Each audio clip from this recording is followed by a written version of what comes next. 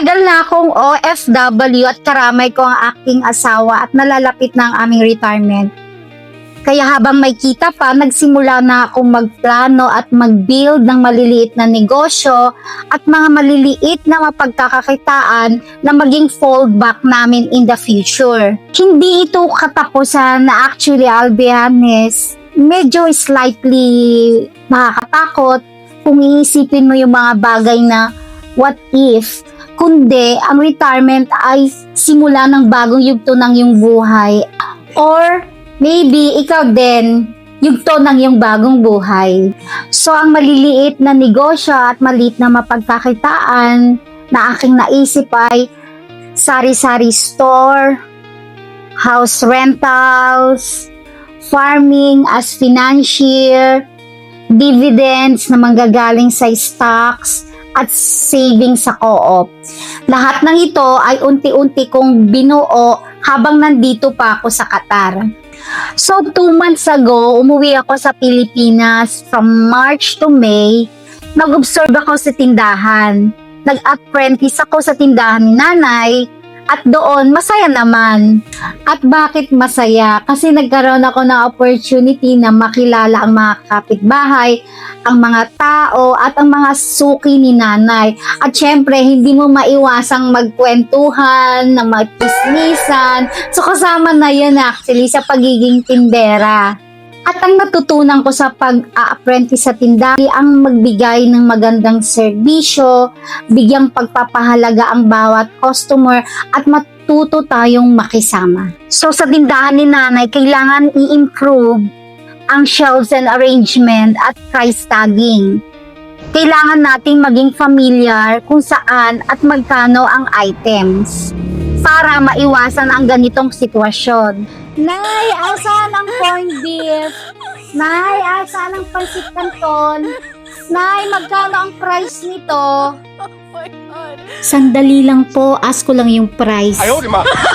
So kung napanood mo yung una kong video, nasabi ko doon na pwede tayong magdagdag ng mga gulay. Ito ay galing sa ating backyard farming. Totoong malaking kita ito, very feasible at achievable na makakatulong pampadagdag display sa iyong tindahan at pangkita. GCash actually na-experience ko during my vacation. GCash is really a big opportunity. Ang kailangan lang natin ay cash fund, cash availability dahil hindi natin alam kung kailan darating na magkaroon ng malaking transaction. At syempre, kailangan nating maging maingat sa scammer. So, pag-usapan naman natin ng house rentals. Ang house rentals ay actually a regular income yon na papasok sa'yo. So, pwedeng short term or long term, depende sa usapan ninyo ng iyong tenant. So, pag-usapan naman natin as financier sa farming.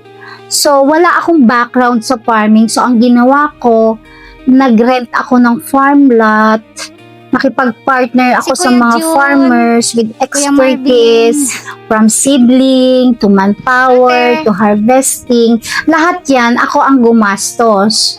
So, nung mag-aani na, kailangan palabasin lahat ang gastos at 50-50 ang sharing ng matitira sa income. Since 2025, tinry ko na tong farming as financier. So okay naman siya, may kita naman. Kaya ito, tinuloy-tuloy ko na as part of my retirement. At huli, syempre, dividends from stocks at savings from co-op. Dito ako nag-iipon at nag-i-invest sa mga kumpanya na nagbibigay ng kita regular. Hindi ko na kailangang magtrabaho araw-araw pero may dumarating na dividends. Ang dividends na ito ay pwedeng yearly or quarterly. So in short, nag-create ako ng passive income to secure my future. So, kung isipin mo, pwede mo na rin isama dito ang rentals.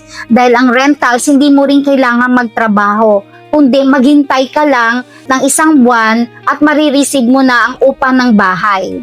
So, bakit ako nag-create ng retirement business plan? To support my needs and expenses para hindi lahat cash out. Let's face the reality na pag-retire na tayo, wala nang fixed income from employment na darating.